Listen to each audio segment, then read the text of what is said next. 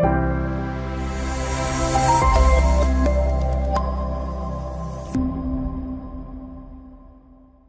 alamat ng saging, ang halamang may puso.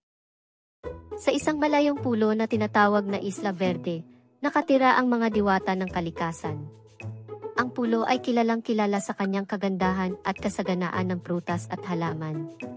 Isang araw, nagpasya ang mga diwata na magdaos ng isang malaking pista upang ipagdiwang ang kanilang kasaganaan. Pinili nila ang pinakamagandang halamanan bilang lugar ng pagdiriwang.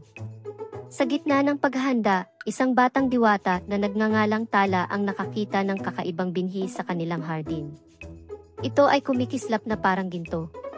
Ano kaya ito? Tanong ni Tala sa kanyang sarili. Ito ba'y isa pang biyaya mula sa kalikasan?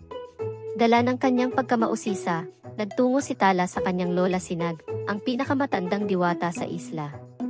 Ipinakita niya ang gintong binhi. Lola Sinag, ano po ang binhing ito? Tanong ni Tala. Ngumiti si Lola Sinag at sinabi, iyan ay isang bihirang binhi, Tala. Kailangang itanim ito sa pinakamagandang lugar sa ating pulo at ito'y magbibigay ng kakaibang bunga. Sinunod ni Tala ang payo ng kanyang lola at itinanim ang binhi sa gitna ng kanilang halamanan. Araw-araw niyang dinidiligan at inaalagaan ito. Lumipas ang mga araw, ngunit wala pa ring tumutubo mula sa binhi. Naisip ni Tala kung talagang tutubo pa ito. Isang umaga, nagulat si Tala nang makita ang isang maliit na punla na tumutubo mula sa lupa. Napangiti siya at nagpatuloy sa pag-aalaga dito. Sa bawat araw, ang punla ay lumalaki at nagiging isang matatag na puno. Ang mga dahon nito ay tila kumikislap sa sikat ng araw. Dumating na ang araw ng pista. Ang buong pulo ay puno ng kulay at saya. Ang mga diwata ay nagtipon sa halamanan upang magdiwang. Sa gitna ng kasiyahan, biglang kumislap ang puno na itinanim ni Tala. Lahat ay napatigil at tumingin sa puno. Sa harap ng lahat, ang puno ay nagsimulang mamunga. Ang mga bunga nito ay mahahabang dilaw na prutas na may kakaibang bango. Lumapit si Lola Sinag at kumuha ng isang bunga. Ito ang bunga ng inyong sipag at pagmamahal sa kalikasan, sabi niya habang inaabot ito kay Tala. Lahat ay nagtipon-tipon upang tikman ang prutas.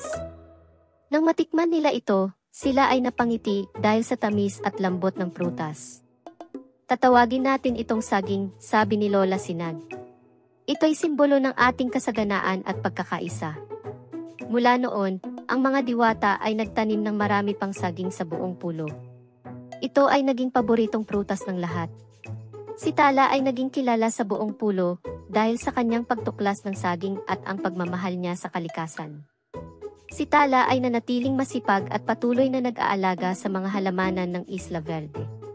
Naging inspirasyon siya sa lahat ng diwata. Ipangako natin na lagi tayong magmamahal at mag-aalaga sa ating kalikasan, sabi ni Tala. Ito ang ating kayamanan. Lumipas ang maraming taon, ang pulo ng Isla Verde ay naging kilala sa buong mundo dahil sa kanilang matamis at masarap na saging. Ang alamat ng saging ay naging bahagi ng kanilang kultura at patuloy na ipinapasa sa bawat henerasyon. Isang araw, isang bagong batang diwata ang ipinanganak at pinangalan ng Sina. Siya ay lumaking puno ng kuryosidad at pagmamahal sa kalikasan, katulad ni Tala. Si Sina ay palaging nagtatanong tungkol sa mga halaman at mga alamat ng kanilang pulo. Isang gabi, ikinuwento ni Tala kay Sina ang alamat ng saging. Napuno ng pagtataka at paghanga si Sina. Balang araw, gusto ko rin maging katulad mo, Tala, sabi ni Sina. Gusto kong magtanim ng kakaibang halaman. Isang araw, habang naglalakad si Sina sa kagubatan, nakakita siya ng isang kakaibang binhi na kumikislap. Naaalala niya ang kwento ni Tala. Ito kaya ang simula ng bagong alamat, tanong ni Sina sa sarili. Dala ng kanyang pagkamausisa, dinala ni Sina ang binhi kay Tala. Nakita ko po ito, Tala, sabi niya. Pwede ko po bang itanim ito? Ngumiti si Tala at tinulungan si Sina sa pagtatanim ng binhi sa kanilang halamanan. Araw-araw, inaalagaan ni Sina ang binhi. Tulad ni Tala, sinisigurado niyang laging may sapat na tubig at sikat ng araw ang binhi. Lumipas ang mga araw at nagsimulang tumubo ang isang bagong punla. Lahat ay nasasabik sa magiging bunga nito. Dumating ang araw na ang punla ay naging isang matibay na puno. Ang mga diwata ay nagtipon-tipon upang makita ang magiging bunga nito. Sa kanilang pag-aantay, biglang lumitaw ang mga bunga ng puno. Ang mga ito ay may kakaibang hugis at kulay, ngunit tila masarap. Ang mga diwata ay nagtipon-tipon upang tikman ang bagong prutas. Nang matikman nila ito, sila ay napangiti dahil sa kakaibang lasa nito. Iba ito sa saging, ngunit ito rin ay masarap, sabi ni Tala. Pinag-isipan ng mga diwata kung ano ang ipapangalan sa bagong prutas. Tawagin natin itong manzana, sabi ni Sina, na nangangahulugang mansanas sa ibang wika. Lahat ay sumang-ayon at ang manzana ay naging bagong simbolo ng kanilang kasaganaan at pagkakaisa. Si Sina ay nagpatuloy sa pagmamahal at pag-aalaga sa kalikasan, tulad ni Tala. Naging inspirasyon siya sa mga batang diwata. Lagi nating alagaan ang ating kalikasan, sabi ni Sina. Ito ang ating buhay at kayamanan.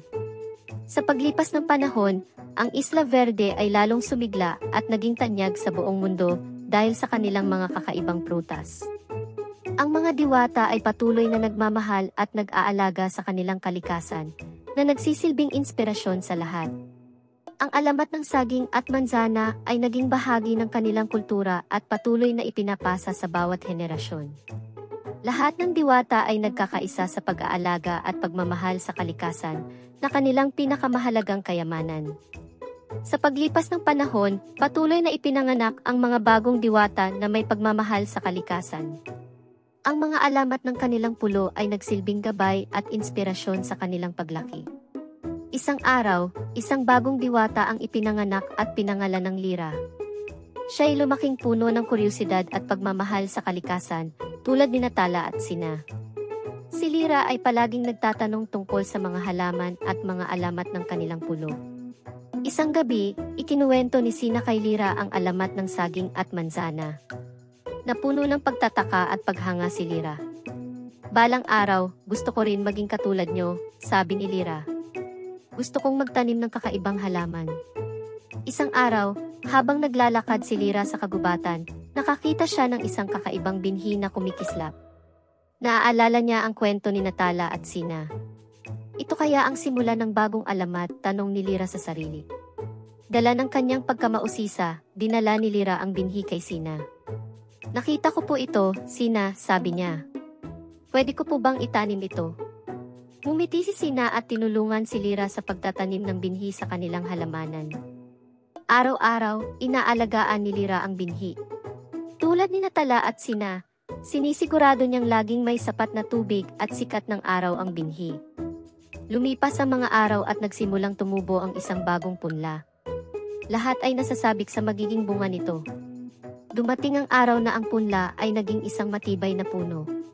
Ang mga diwata ay nagtipon-tipon upang makita ang magiging bunga nito. Sa kanilang pag-aantay, biglang lumitaw ang mga bunga ng puno. Ang mga ito ay may kakaibang hugis at kulay, ngunit tila masarap. Mula noon, ang alamat ng saging, manzana, at ang bagong prutas ay patuloy na ipinapasa sa bawat henerasyon. Ang mga diwata ng Isla Verde ay patuloy na nagkakaisa sa pag-aalaga at pagmamahal sa kanilang kalikasan, na nagsisilbing inspirasyon sa lahat.